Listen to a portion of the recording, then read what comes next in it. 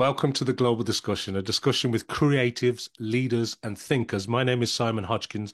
Today, I'm joined by a really special guest, Judy Knight. Judy, you're very welcome to the show. Let's begin maybe by letting you introduce yourself and explain this wonderful career that you have that takes you all over the world, working with leaders and executives and everything in between. So over to you, Judy. Tell us a little bit about what you're involved in. Thanks, Simon. Happy to be here, first of all. So thanks for the invitation.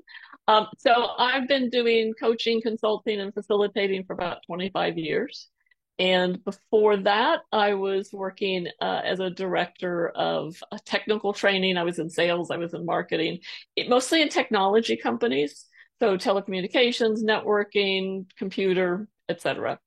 But the last 25 years have really been kind of following my passion to help people grow and develop. And my focus has primarily been on leaders and leadership to help. I guess my inner passion is really about making workplaces more humane. Uh, one of the one of the experiences I had plenty of experiences in working in high tech, right, in the mid 80s and early 90s, and a couple of really toxic environments. And so when I have the opportunity to move into coaching and consulting, I wanted to impact leaders to help change that. When I first started working in the computer industry, a microcomputer, was huge. And a hard drive, was this big and it had like, 10 megabytes or something. So, it's been fun keeping up with technology and the evolution and such.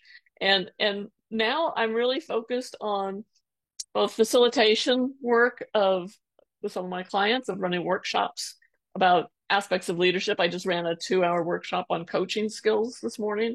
How to give feedback effectively, how to delegate effectively, things like that. How to manage with empathy is one of my newer programs that I've been doing. And on my coaching, I'm focusing primarily at the moment, even though I coach leaders on all sorts of topics. Right now, I have I've coached with leaders who've gotten into new jobs, gotten promoted at a higher level, and just wash out, in the first 6 months. So my recent focus has been to work with as many of them as possible to help them in the first 90 days get off on the right foot, be successful, prepare for those first 90 days, and then implement a plan once they get there. So I'm still doing the kind of general leadership coaching. I'm just trying to focus a little bit more on this particular need that I'm finding as people make so many transitions right now. It's fascinating because I think leadership today is obviously different than it was maybe 3 or 4 short years ago. It's certainly, there's pre-pandemic leadership, there's post-pandemic leadership. People are working a lot more remotely now. A large proportion of people don't necessarily travel into the office 5 days a week that they used to. You must be seeing an awful lot of changes in the approach to leadership, are you? Yes, and some frustrations with that for people, right? Because some less experienced managers want to see you in your seat to know that you're working. Right?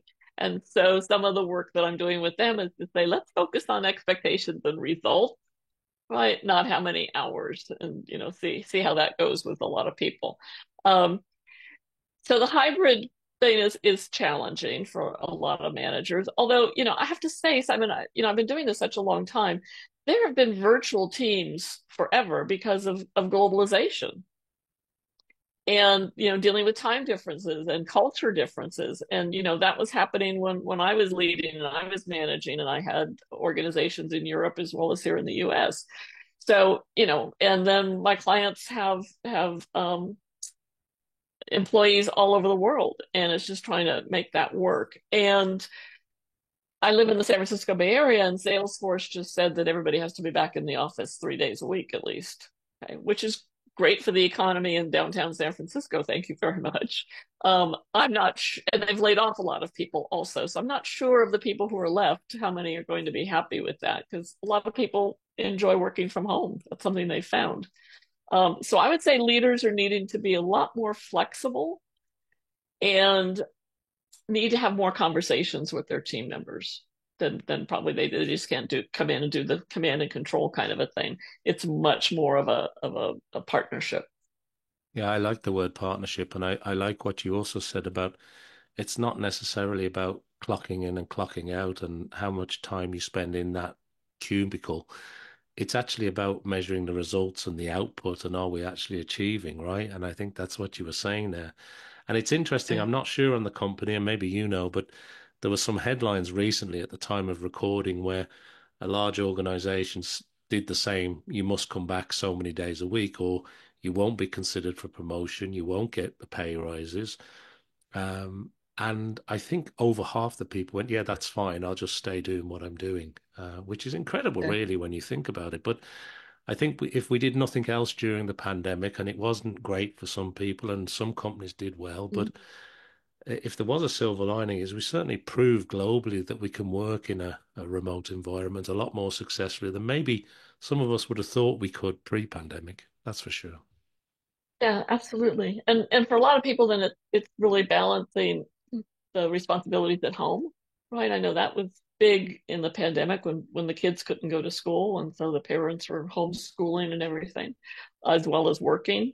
It was really challenging for a lot of people, and I think that at least has gotten a little bit better since kids are back in school, and there's a little more balance there.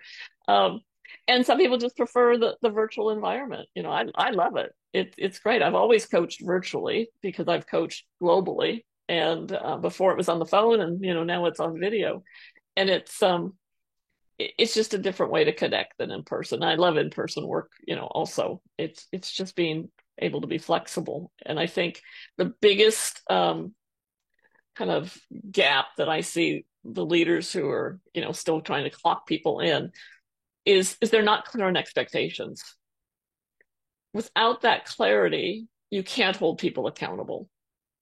And so when I'm talking about how to delegate, one of the big pieces of my delegation tips is, what are you expecting? What outcomes are you looking for? And how are you going to measure success? Right? Because I don't know if this ever happened to you, Simon, but I certainly was given some assignment, thought I was doing great, brought it back, and the manager said, no, that wasn't exactly what I wanted. Right? So you have to go Yeah, back and do it again. it's back to that clear expectation on both sides, isn't it? Yeah, and It is. what are you Yeah. measuring against, and what that old saying, what does success look like? And sometimes that Perfect. isn't as clear as you think it is, and people have very different views. But I wanted to ask you a question based on what you're saying, because you made a great point earlier, Judy. You were saying that, look, companies have always been got global, and globalization has impacted companies. We've always got pockets of people, particularly in the large organizations, working around the world in different environments, and whether we're ringing each other up or back when we sent faxes and now computers and emails and real-time conversations and talking to each other on screens. But the bottom line is, and the question I'm coming to is, we're still dealing with people here. So it's still a human, really, that we're dealing with. And with that comes a lot of pressures because the workforce is multi-generational. You have, people coming out of school and colleges and attending maybe their first job, maybe they're interning Mm-hmm. somewhere. And then at the other end of that scale, you've kind of got the senior management, the executive, the C-suite, the people that are setting the strategy. In some cases, you've got stakeholders and shareholders. And when you're working with leaders and you're trying to work them through, is it more overwhelming today for them than it was possibly 5, 10 years ago? Because you have that sort of visibility, or is it just a slightly different set of problems? It's always been a little bit tricky. Yes, I think it's the latter, Simon. It's always been a bit tricky. You know what I love? I don't know, a few years ago, I was talking to, well, let's go back a little bit further. If I'm working with a particular group of people who are, say, in their 40s, right? They're complaining about the people in their 20s and 30s. And then a few years later, I go back and I'm working with the 20 and 30-year-olds who've now turned into the 40-year-olds, and they're complaining about the next generation, right? So this has happened every single generation that I've worked with, that they're complaining about the next one. So the complaints currently are that what you were saying about people coming right out of college, they don't know how to work. They don't know what it's like to have a job. And so what's happened with a lot of them, if they're hired during COVID, they haven't been able to make connections with people. And so what a manager, just a first line manager needs to be able to do is help them make that transition into what it means to work, and also the transition of how to build relationships, right, with their fellow workers, because they know how to build relationships from university and college and other experiences. How does it work at work, right? How do I partner with people? How do I work as part of a team? Right. And so that's some of the frustration for leaders at the moment. And they can really have a huge lifelong impact on these new workers by giving them the skills and the behaviors to be able to be effective and successful. And then obviously, as you go up the chain, um, what I'm finding is the senior leaders, there's so much pressure because we've laid off so many people. There's so much pressure to get the work done that I'm also finding that managers don't have enough time to actually lead, right? Because they've got their sleeves rolled up and they're doing the work. And so, some companies actually, part of a leader's performance review has to do with how well they're leading and how much they're managing, not just how much work they're doing. And that's rare, but it pays off in the long run. Yeah, it's interesting what you said, and it rings true because a lot of people that I speak to, they almost feel as though they're doing two or three jobs in the one job. And I know particularly where you may organization, there may have been some cuts, but then the people that remain, the so-called inverted commas lucky ones, they end up having to do more and more work, and it becomes overwhelming. And to bring it back to leadership and coaching, do you find that when you're talking to people that they're struggling to uncover what those blocks are? What are the sort of problems that are stopping them from achieving success because they are overwhelmed, they are potentially overburdened, and maybe they are too much in doing the work as opposed to sitting back a little bit and thinking about the strategy a little bit more? Because it's very easy to say that, but it's very hard in reality when the work just seems to keep coming in and in and in. Yeah, What are your thoughts on exactly. that, Judy? Yeah, I'm working with a company at the moment, Simon, where they've done 360 feedback instruments for a group of potential high performers. And I'm noticing that one of the competencies is strategic planning. And a lot of them are getting rated fairly low on that because they don't have the time to strategically plan, right? To really get into that. And so, I've been doing a little bit of coaching of their senior leaders to say, hey, if this is what you're expecting, then you need to, create some space for them to have that thinking time and to learn how to be more strategic. So I absolutely agree with you. It's just really hard to find that time. The one something that was frustrating me a lot last year was again, I work in technology a lot. I'm near Silicon Valley. The layoffs, were coming right and left. And because of that, I was not getting asked to do as much coaching or facilitation workshops, which frustrated me so much because of that survivor group. That's when they need the coaching and the development, right? But because they were cutting back on money, right, for any kind of HR kind of stuff, then it just wasn't happening, and I found it so frustrating that we weren't giving them the tools and the help and the support to really succeed as those survivors. Yeah, again, I think that's a great point you make because it's actually the time you probably need it the most. Um, I it, know, absolutely. Yeah. yeah, and it's also it sort of runs parallel as well to, I was listening to somebody speaking recently where they're saying, look, I've never really learned anything from when everything's been going well and we've been succeeding. All of the learning I've ever done is when there's chaos all around and we've been failing, and that's when I've really learned and really leveled up. And I know that you go in and help people to become better leaders, right? But in today's workplace, today's global environment that we're in, with all these new, technology tools that we have, if somebody was to just put you on the spot and say, look, what are the qualities that a great leader needs? You teach leaders all the time how to be better leaders. If somebody was to put you on the spot and say, look, hand you the microphone, hey, Judy, what does it take to be a good leader today? What would be your initial thoughts, or how would you go about answering that question? That's a really tough question. I mean, if you Google that, or search on Amazon for leadership books and such, there are millions of them. Or you Google qualities of a good leader, you're going to find all sorts of different opinions on that.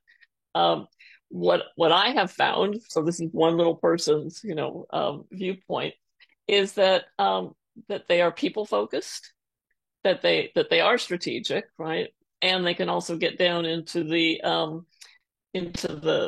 depths of what people are dealing with. So they're not just staying up in their ivory tower or anything, but they connect really well with people, and they have empathy, and they have humility, and they have vision, right?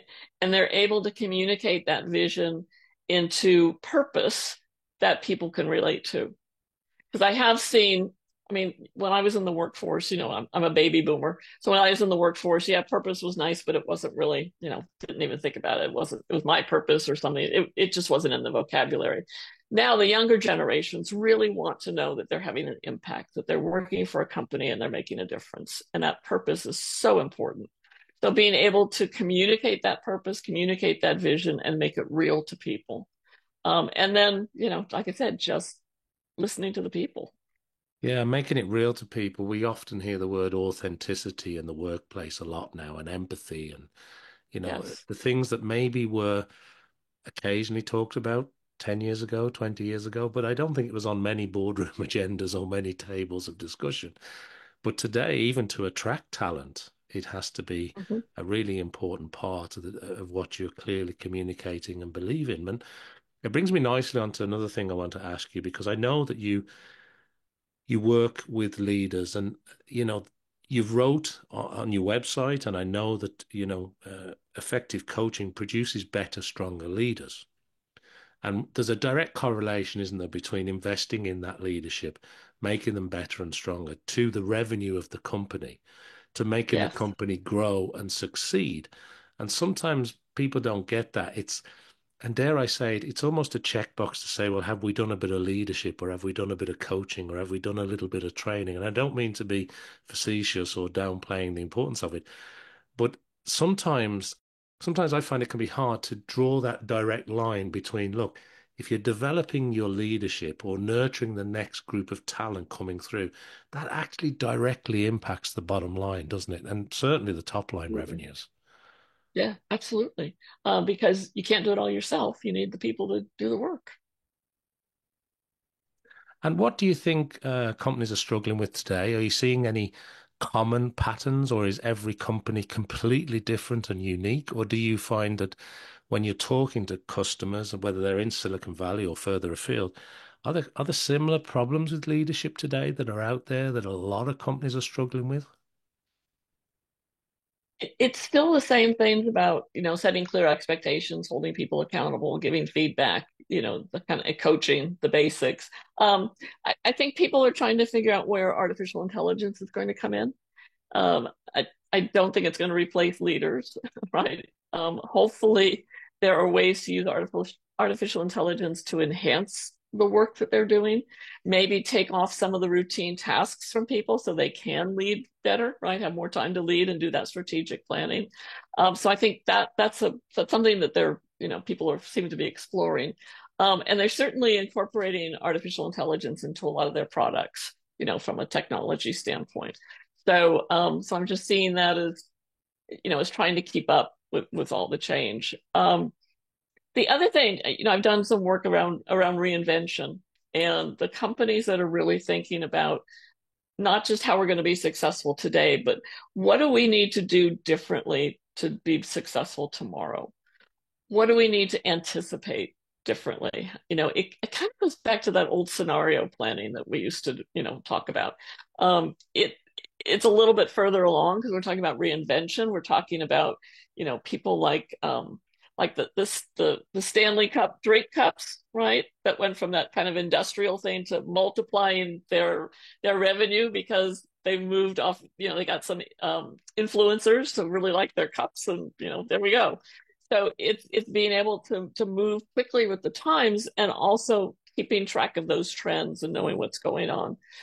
The other thing that's important is, Gallup does all these surveys about engagement, and lack of engagement and disengagement and such. I think it's also finding as many ways as possible to measure employee engagement, as well as what needs to happen to increase it, because that's how you keep great talent. No, that's very, very good. I completely agree with that. I think if you can have that regular finger on the pulse or that barometer, that kind of feedback loop mechanism set up just to get a sense check. And often it's the things that maybe you don't want to hear that actually are your biggest gains, I think, with some of that stuff, right? Yeah, Um, absolutely. let me ask you then. So when you look at the landscape, the business ahead, obviously Silicon Valley goes through tranches of hiring and letting people go and hiring again, and the world keeps turning. But when you think about your own business and the work that you're involved in, what are you thinking about for the next 6, 12 months? What's on the radar for 18 months down the road? What's keeping you up at night, or what are you thinking about? Just to give us a sense of that from your perspective, Judy. Getting a little bit of pressure to retire, right? From my husband mostly, who is retired. Um, for me, it's I'm going to keep doing what I'm doing because I love it, right? I might give myself a little more time off over the next, 12 to 18 months, so that maybe I'm not doing as much facilitation and maybe just doing coaching.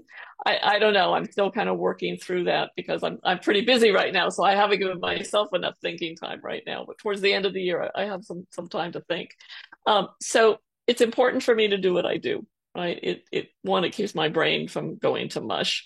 And if I weren't doing this, I'd be doing some volunteer stuff somewhere. But this is my passion. This is what I love. And if I can continue to contribute as long as possible, then I'll continue to do that.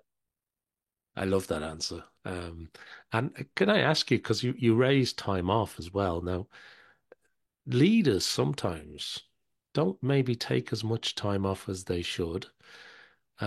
Is that a common problem? Because they kind of get carried away, particularly if they're maybe the founder or if they're part of the executive team. It's almost as though they can't take time off, or even when they do take time off, they're not really off the clock. They're still kind of semi-working, even though they're on, in quotes, vacation. Is that a problem that you see, or does that come up at all when you're working with executives?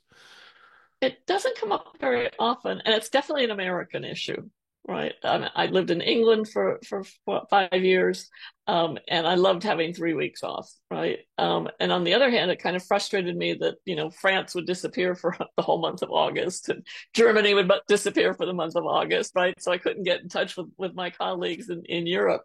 And I was probably pretty jealous that they had that much time off. And they take it very seriously, right? They take their vacations, and their holidays and such. And we're terrible about that. We really, really are awful. And I don't think we give ourselves enough time to kind of recharge. And I would like to see leaders do that more and encourage their people to do it. Um, Back to the younger generations, I think more of the younger generation are taking time off to watch their kids play soccer or go to school plays and that sort of thing, which is really great. And as a leader, you need to be doing that, so you're role modeling it for your team members. So at least they're doing that a little bit more. Yeah, well, hopefully we're all getting a bit smarter about what the future of work look like. Hopefully. Um, Look, before we run out of time, Judy, two last questions for you. The first part of that is there anything that we haven't touched on, or maybe it is something we've touched on that you want to expand on, that you want to maybe leave as a parting thought for our audience, or just something for us to consider from your world? And secondly, and really importantly, if people want to find out more about the work that you do, all this great experience that you have, where's the best place to point people to find out a little bit more? The thing I'd like to leave behind, because I'm actually working with some teams on this, is that if you want to have a really strong team, it starts with trust. And I wish when I was working that in a company that the whole concept of psychological safety existed, like as it does now. So building that trust, making a safe environment for people to actually tell you the truth, so that you can be successful, right, as a team and as a leader. So as much as you can build that trust with people, and it goes back to what you were saying about the authenticity, right? And as far as getting in touch with me, I'm on LinkedIn. It's Thumbprint Coaching, is my company. The website is thumbprintcoach.com. And I'm happy to connect with anybody on LinkedIn, just to share good experiences and knowledge. Well, that's a lovely note, and it brings us nicely to the end of the discussion today here on the Global Discussion. I want to take a moment just thank everybody who's watching or listening to this episode. Be sure to like, follow, subscribe, do everything I need you to help support the show. And of course, go and check out everything over at Thumbprint Coaching and everything that's going on the website, thumbprintcoach.com. And hopefully you'll join me back here for some more discussions with creatives and leaders and thinkers just like Judy. But Judy, it's been a real pleasure to talk to you today. Thanks so much for being on the show. It's been lovely, Simon. Thank you.